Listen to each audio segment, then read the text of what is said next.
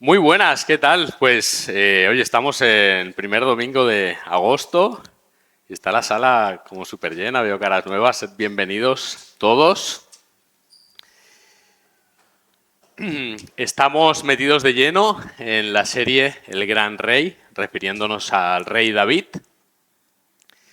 Y si yo tuviera que responder a la pregunta que hizo Moy hace 2 domingos, cuando hizo la introducción de esta temática, de esta serie, si yo tuviera que responder cuál es cuál es mi personaje favorito en la Biblia, probablemente diría que uno de ellos es David. Eh, David me despierta muchas cosas distintas. Me genera, por un lado, una grandísima admiración. David era un gran músico. Escribió, pues no sé si la mitad de los salmos que leemos en nuestras Biblias. A lo mejor escribió más canciones, más poemas y más cosas que registró en algún sitio que están por ahí, no sé. De hecho, hoy hemos leído 2 salmos antes de empezar la reunión, o al empezar, y uno de ellos, el 51, era la canción de arrepentimiento de David, era una canción de David, un salmo, y el otro, creo que el 103, pues también era un salmo de David. Claro, entonces los domingos en nuestras iglesias hacemos referencia a palabras escritas por él, registradas, y tenemos acceso a esos textos nosotros. Qué guay, qué bendición. Entonces también me genera, por otro lado, bueno, sin quitar que era guerrero, que estaba el tío súper fuerte, que había matado a osos, a leones, que había hecho muchas cosas con sus manos, que era pastor, que llevaba bien a las ovejas, que era guerrero, que hacía bien su trabajo en la guerra. Pero también me genera cierta contradicción cuando pienso pues algunas cosas que hizo. Hizo cosas pues que realmente estaban mal, cosas horribles, pero también vemos por otro lado que él tuvo la capacidad de arrepentirse, de darse cuenta y de pedir perdón, de volver atrás.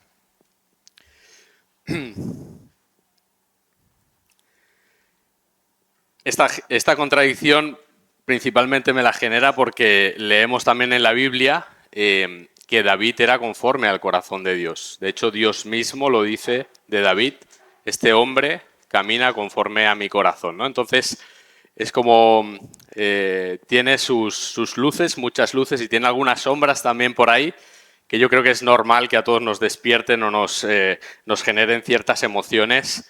Ver a David, ver su vida, es un grandísimo personaje, no hay duda de ello, y es muy interesante, y vamos a seguir desarrollando lo que tenemos para hoy. Concretamente, la temática que vamos a tratar hoy se llama la ascensión del rey. Esa no es. Vale. La ascensión del rey. Y recapitulando con estas 2 predicaciones anteriores que llevamos sobre esta serie, recapitulamos. Saúl, que fue el primer rey de la historia de Israel, había sido elegido por Dios, pero es rechazado por Dios porque había desobedecido. Entonces, Dios, a través de su profeta, de Samuel, el mismo que había ungido a Saúl, Dios, a través de su profeta, unge al rey David como futuro rey de Israel. Él era el menor de sus hermanos. Y cuando es ungido, pues querían hacerlo pasar desapercibido, pero David estaba ahí, era el menor, estaba con el rebaño, pero era uno más de los hijos de Isaí. Y Dios se fijó en él, era de buen parecido. Y, pues bueno, fue ungido en ese momento, quizá tendría 15, 16 años, no se sabe muy bien, era un adolescente, era un chaval prácticamente, y ya fue ungido para ser el rey de Israel. Entonces, David, mientras tanto, hasta que llega a ser rey, pasan muchas cosas, pasan unos cuantos años también. David sirve en la corte del rey. David es llamado para tocar el arpa delante de Saúl cuando David tiene malestar, tiene dolores. se pone a tocar su arpa y los dolores de Saúl desaparecen. Vemos también que el pueblo de Israel es desafiado por Goliat, por el gigante filisteo, y yo creo que probablemente todo el ejército de Israel estaba con bastante miedo con ese tiarraco. Pero David dice, ¿quién es ese al que yo le voy a hacer frente? Y estaba convencido que Dios estaba con él y que iba a vencerlo. Y es así, con una honda y con una piedra se lo carga. Viendo todo esto, Saúl nombra a David comandante sobre los hombres de guerra y es bien recibido por todos. Hasta aquí todo bien. Hasta aquí, pues bueno, David empieza su trayectoria, no es rey todavía, así que es ungido para ser rey, pero él mantiene su humildad, mantiene pues su vida de una manera un poco más, no a ese punto de reinado. Y vamos a leer cómo empiezan a torcerse un poquito las cosas con el que era el presente rey en Israel, que era Saúl. Vamos a leer en 1 Samuel 18.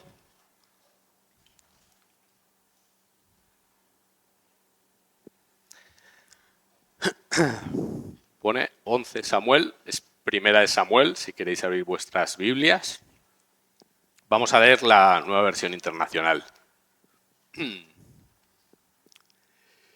Pues bien, dice, cualquier encargo que David recibía de Saúl lo cumplía con éxito. De modo que Saúl lo puso al mando de todo su ejército con la aprobación de los soldados de Saúl y hasta de sus oficiales. Ahora bien, cuando el ejército regresó, después de haber matado David al filisteo, de todos los pueblos de Israel salían mujeres a recibir al rey Saúl. Al son de liras y panderos, cantaban y bailaban y exclamaban con gran regocijo, Saúl mató a miles, a sus miles, pero David a sus 10.000. Wow, aquí se lía, ¿eh? Disgustado por lo que decían, Saúl se enfureció y protestó. A David le dan crédito por 10.000, pero a mí por miles. Lo único que falta es que le den el reino. Y a partir de esa ocasión, Saúl empezó a mirar a David con recelo. Al día siguiente, el espíritu maligno de parte de Dios se apoderó de Saúl, quien cayó en trance en su propio palacio. Andaba con una lanza en la mano y mientras David tocaba el arpa como era de costumbre, Saúl se la arrojó pensando, a este lo clavo en la pared. 2 veces lo intentó, pero David logró esquivar la lanza. Saúl sabía que el Señor lo había abandonado y que ahora estaba con David. Por eso tuvo temor de David y lo alejó de su presencia, nombrándolo comandante de 1.000 soldados para que dirigiera el ejército en campaña. David tuvo éxito en todas sus expediciones porque el Señor estaba con él. Al ver el éxito de David, Saúl se llenó de temor. Pero todos en Israel y Judá sentían gran aprecio por David porque él los dirigía en campaña.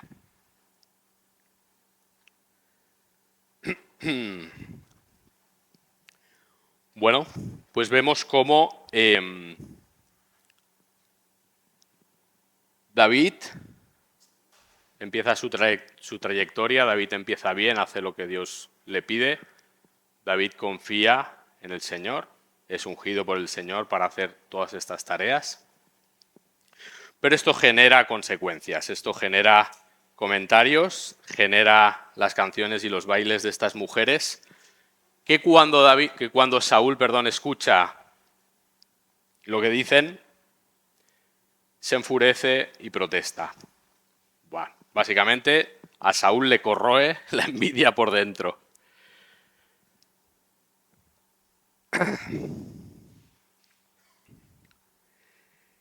No solo se le despierta la envidia a Saúl, sino que le invade un miedo increíble, viendo cómo David estaba siendo utilizado por Dios, cómo David estaba con Dios, pero él se daba cuenta que Dios no estaba con Saúl, no estaba con él, y entonces ahí empiezan los problemas para David.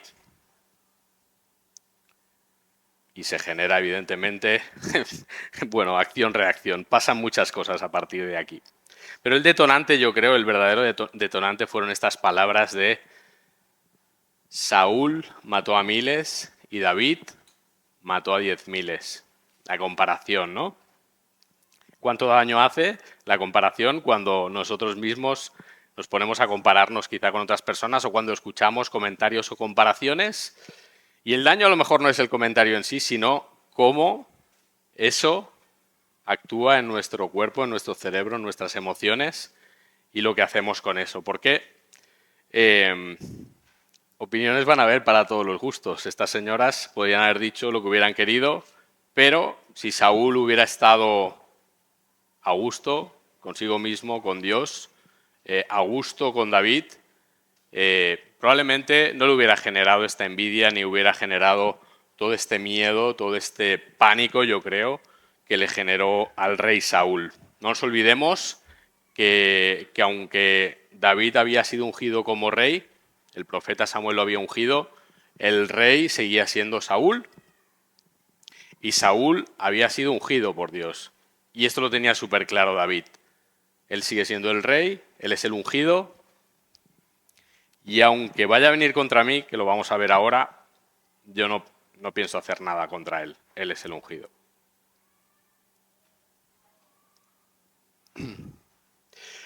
Pues bien, después de estos acontecimientos, David se llega a casar, si seguimos leyendo después en 1 Samuel 19, 20 tal, vemos como David se casa con Mical, con una de las hijas de David. Vemos también la gran afinidad y la gran amistad que tenía David con el hijo de Saúl, Jonatán. Y cómo había ahí una sinergia familiar, como siendo David el yerno de Saúl, siendo que tenía a su cuñado, a su gran amigo Jonatán dentro de la corte. Esto a David le ayuda frente a la furia del rey Saúl. Estas dos personas claves para la vida de David lo advierten en varias ocasiones: oye, ten en cuenta de que mi padre va a hacer esto, ten en cuenta de que mi padre, se lo decía tanto Mical como Jonatán, mi padre ha vuelto en cólera, se ha vuelto loco y literalmente se habla de un espíritu que provenía además del Señor. Esto lo dejamos para otra ocasión, para alguien que sepa más que yo y que lo explique, porque yo todavía no estoy capacitado para explicar esto. Pero sí que es interesante cómo este hombre, siendo ungido por Dios, entra en cólera y se vuelve en contra de David, sabiendo que David era un tipazo, o sea, se había cargado al filisteo, había salvado al ejército, había hecho cosas muy buenas tanto por él, sanándolo también en ocasiones con su música y por Dios, como hacia el mismo pueblo de Israel. Entonces vemos que ante esta furia del rey, pues empieza David a tener que escapar, que huir y que buscarse un poco la vida, ¿no? Para poder sobrevivir sabiendo que Dios lo había llamado, sabiendo que iba a ser rey, pero sobre todo acordémonos, David es ungido con 15 años de edad, luego lo vamos a ver, y hasta muchos años después no es el rey de Israel. Él se mantiene fiel a lo que Dios le ha llamado a hacer hasta ese momento. Él es un tipo humilde, oye, yo estoy aquí, sé cuál es mi lugar, como bien decía Moy, él sabía su identidad, pero le faltaban algunas cosas todavía, tenía que aprender. Dios tenía un proceso para él, Dios tenía un recorrido y buena parte de lo que le pasa ahora es para formar su carácter, para formar su persona, para lo que venía después. Vamos a leer cómo se esconde David en una cueva. Está en 1 Samuel 22. Hemos leído el 18, pues pasan varias cosas y vamos al capítulo 22. David se fue de Gat y huyó a la cueva de Adulán. Adulán o Adulam, depende de la versión. Cuando sus hermanos y el resto de la familia se enteraron, fueron a verlo allí. Además se le unieron muchos otros que estaban en apuros, cargados de deudas o amargados. Así David llegó a ser el comandante de unos 400 hombres. Voy Voy a ver agua, perdón,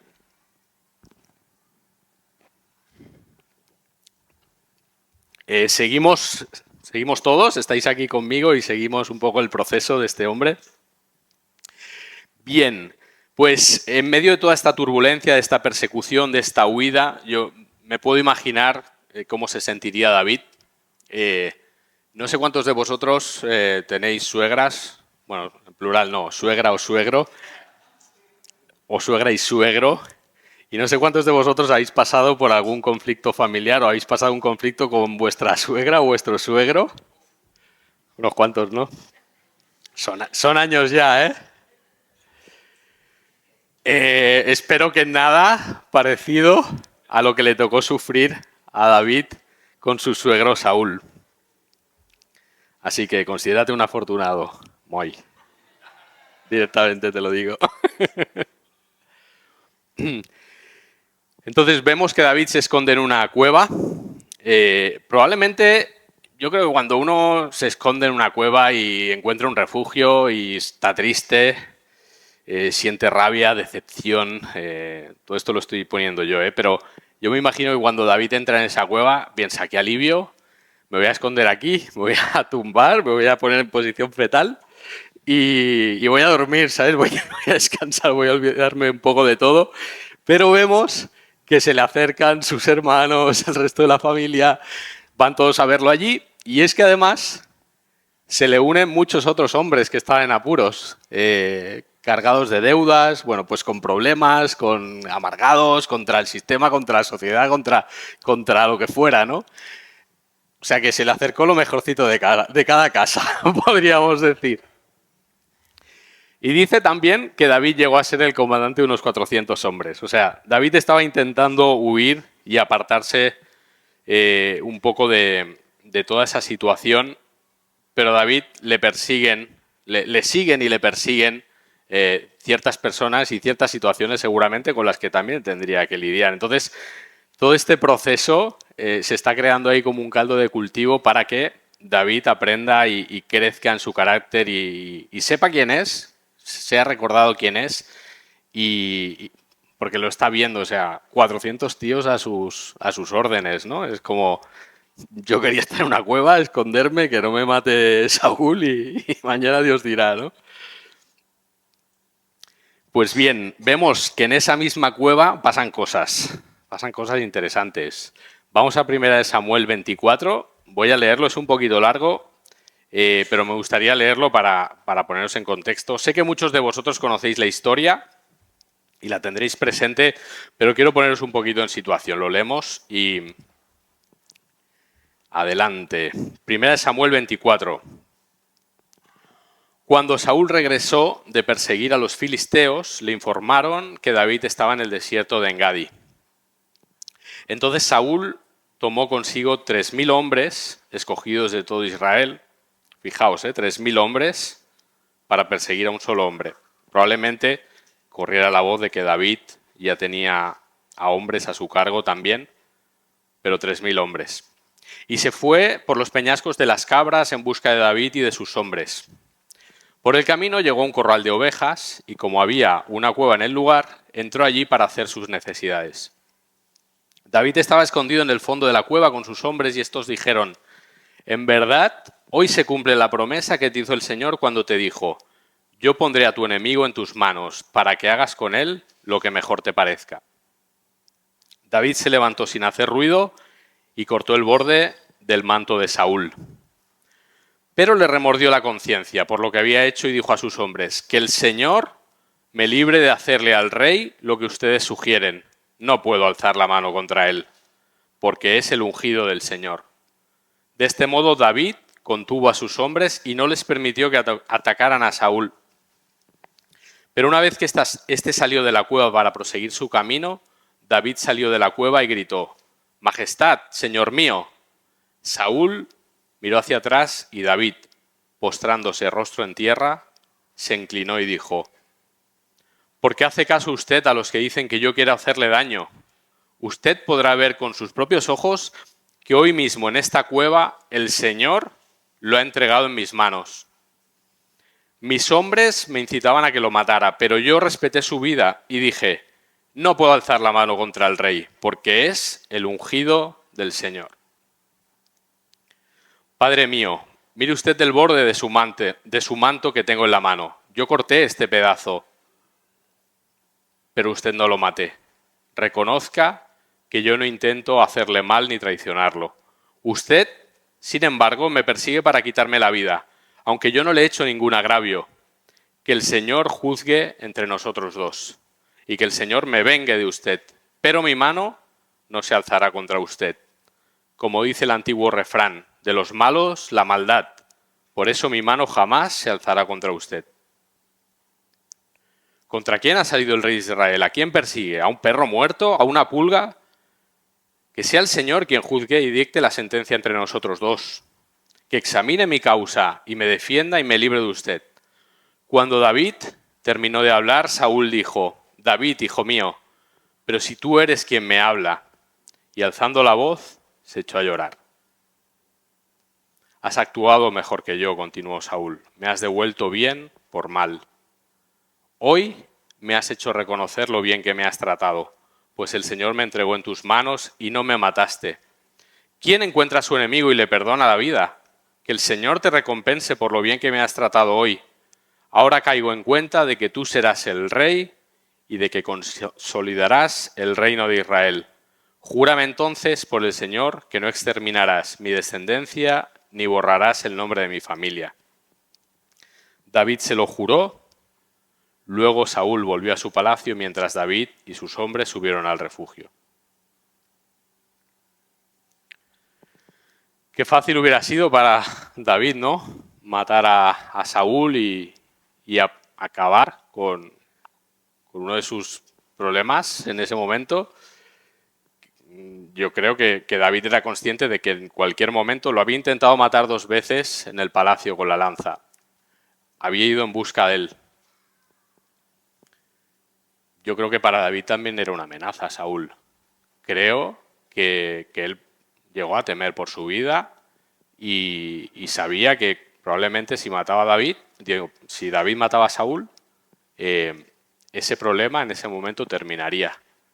Pero decidió no hacerlo.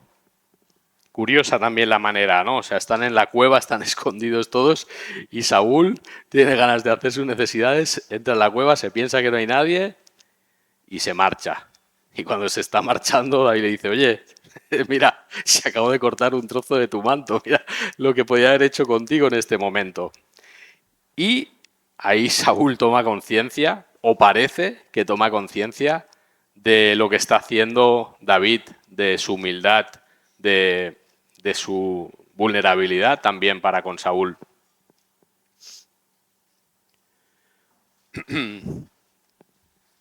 Entonces, ahí parece que Saúl está consciente y arrepentido de haber tratado de hacerle daño, pero en la cabeza de Saúl sigue esa idea, sigue esa furia.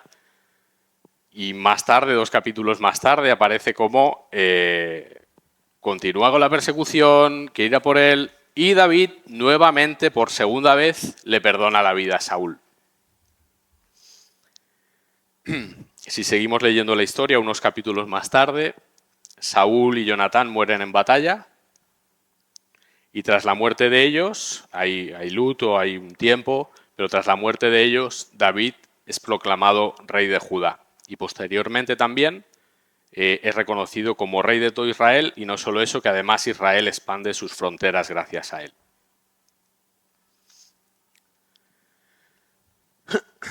David sube al trono y es proclamado rey con 30 años. En esos 15 años pasan muchas cosas para los 2 personajes. Para Saúl, él no sé cómo, bueno, ya vemos cómo lo gestionó, pero lo gestionó de la peor manera posible.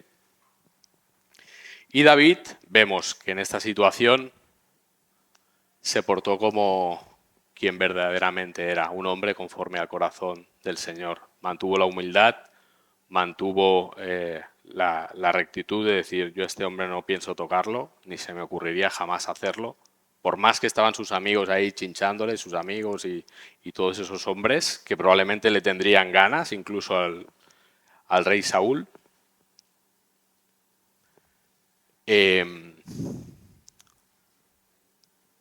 Dios es un Dios de procesos. Y yo creo que Dios no está tan interesado en nuestros resultados o en nuestros logros o en nuestros títulos, como David pudo llegar a ser rey. No sé si alguno de vosotros está llamado a ser rey o presidente o algún cargo. No me río, lo digo, oye, pues quién sabe, ¿no? A dónde nos va a llevar cada uno o qué quiere hacer Dios con nosotros. Pero pienso sobre todo que Dios está interesado en los procesos, en nuestro carácter, en nuestro corazón, en nuestra persona, en quiénes somos, en cómo actuamos cuando nadie nos ve. Cuando nadie nos ve, cuando nadie me ve, puedo ser o no ser, ¿no? Que decía una canción por ahí también. Entonces, ¿quiénes somos cuando no hay luces, cuando no hay música aquí sonando, ¿no? ¿Cómo actuamos delante de Dios y delante de los hombres cuando no hay cámaras, cuando estamos a solas, cuando estamos en el silencio, cuando estamos en la soledad o cuando estamos en depresión? Hay un punto muy a favor de David para todo este proceso. David consiguió verbalizar su dolor.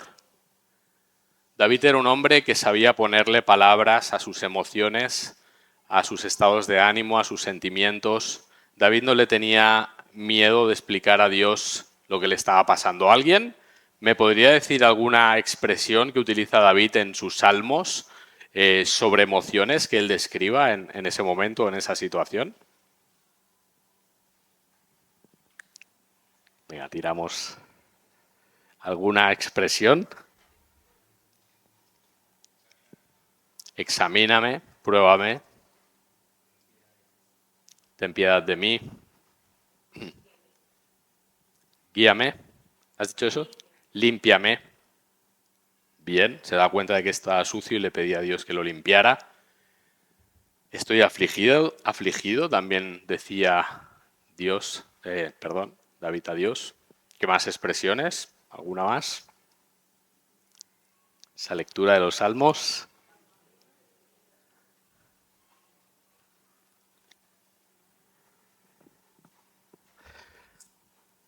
Hay un gran abanico de emociones, desde miedo, rabia, frustración, dolor, pesar, tristeza. Yo creo que David, buena parte de su tiempo en la cueva, estaba sumido probablemente en una depresión o en un estado de ánimo de estar más bien por los suelos que estar tirando cohetes. Esa es la sensación que yo tengo. En este proceso, Dios puso a Saúl, como esa persona que te ayuda a crecer. Y muchas veces cuando uno quiere ser transformado, cuando uno se pone en las manos de Dios, aparece un Saúl de la nada o de donde quiera que sea, aparece un Saúl, porque yo creo, estoy profundamente convencido de que Dios utiliza a las personas que no quieren ser cambiadas para transformar a hombres y a mujeres que sí quieren ser transformados. Lo voy a repetir. Dios utiliza a esas personas que no quieren ser cambiadas para transformar a aquellos que sí queremos ser transformados.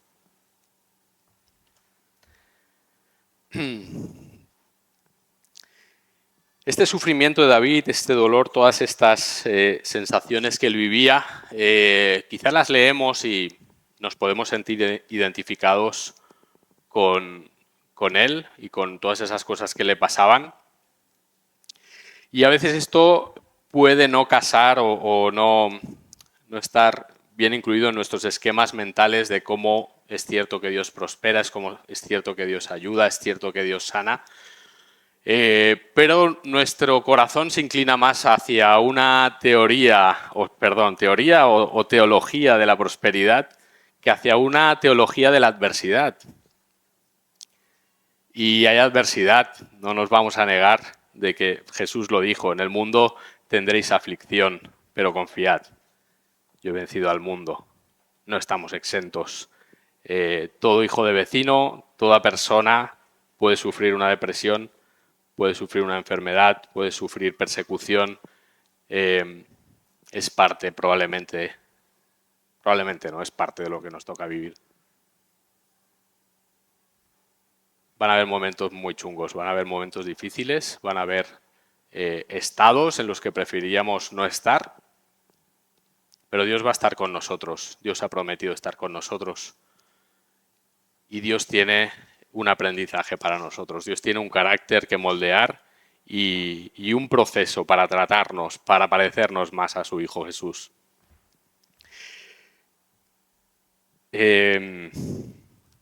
Recuerdo una ocasión en la que esto era COVID, acaba de empezar el COVID, y yo a las 2 semanas fui de los primeros en pillarlo y además estuve ingresado 2 semanitas sin miedo a la muerte, o por lo menos yo no tenía esa sensación de estar entre la vida y la muerte, pero sí estuve internado con necesidad de ayuda, de oxígeno y tal, y recuerdo que, bueno, fue un momento duro para todos el COVID, lo sabemos, y todos lo vivimos, cada uno de una manera.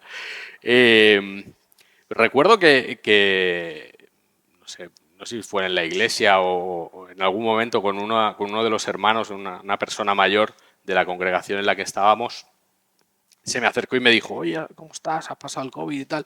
Y me tiró una frase que cada vez que la recuerdo con Noé nos reímos. Me dijo, me pregunto, literalmente dijo, me pregunto si un verdadero cristiano si un verdadero cristiano pasaría por un COVID. Esto es lo que me dijo, me quedé a cuadros.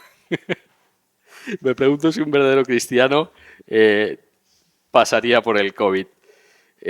Bueno, ante eso no tengo palabras, no, me quedé que no supe qué responder.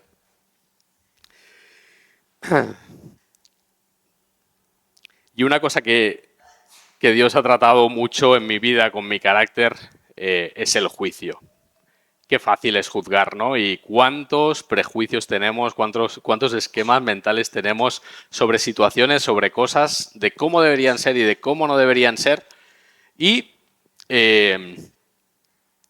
era una persona que juzgaba todo, lo que se movía, lo que se veía y bueno, todos tenemos un criterio, es cierto, todos tenemos un juicio o una inteligencia, un conocimiento que Dios ha puesto, pero lo podemos utilizar de diferentes maneras. Yo pasé por un proceso de divorcio, yo sé lo que es el divorcio, yo sé lo que es el dolor. Y cuando me siento con alguien que ha pasado por ahí, creo que puedo escucharlo desde otra perspectiva. Y puedo escuchar sin juicio, puedo escuchar y estar tranquilo. Y creo que Dios está esperando que verbalicemos, como hizo David, que verbalicemos lo que nos pasa. Oye, pues estoy mal, estoy mal. ¿Qué tal, hermano? ¿Todo bien? Sí, todo bien, todo bien. Mentira. O sea, somos expertos en fingir, ¿eh? En estos lugares, en estas 4 paredes, se nos da bien disimular, no vamos a decir, pero también fingimos. O sea, no voy a bajar la expresión. No hay tiempo a veces para decir cómo estamos, lo que nos pasa y tal, pero es cierto que nos pasan un montón de cosas, de que todas esas cosas son lícitas, somos humanos, podemos permitirnos la tristeza, podemos permitirnos el dolor, podemos permitirnos la frustración, podemos sentir rabia.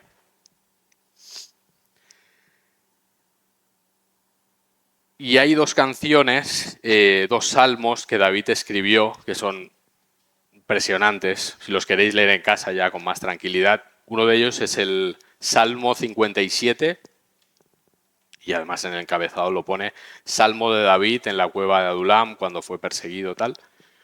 Y es un salmo de exaltación a Dios. Y luego tenemos el 142, el Salmo 142,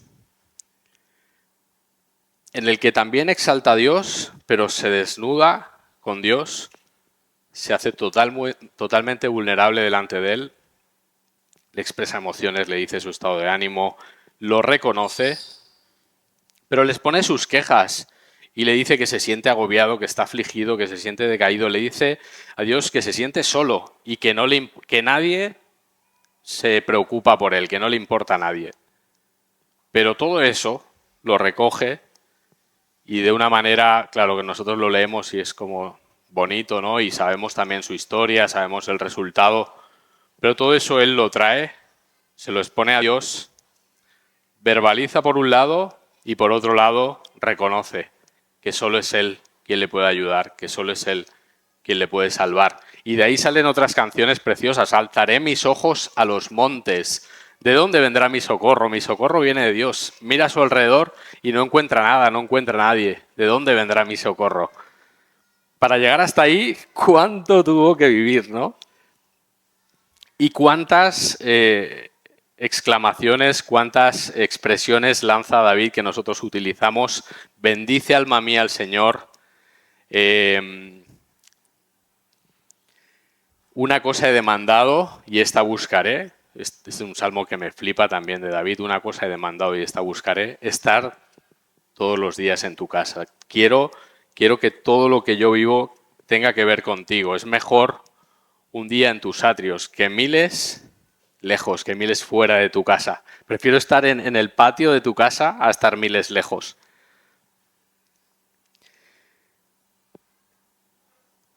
Para ir terminando, no sé quién conoce a Charles Spurgeon, o como se pronuncie. Es uno de los más grandes predicadores, yo creo que hayan surgido después de Pablo o de Pedro, nuestra historia ya más reciente. Este hombre escribió libros, hizo centenares de predicaciones y este hombre vivió prácticamente toda su vida sumido en una depresión. Este hombre llegó a decir a su congregación o quizá a las personas de confianza, no lo sé, también hay que saber con quién uno se hace vulnerable, esto es cierto, ¿no? Pero eso no quita que no puedas hacerte vulnerable. Este hombre llegó a decir, por favor, orad por mí, estoy deprimido hasta la muerte y no puedo predicar. Y era un peso que él tenía, él quería predicar y sabía que era lo que quería hacer, lo que podía hacer, que eso servía a las personas, que las personas se convertían a millares, quizá a millones con este hombre, y estaba sumido en una depresión.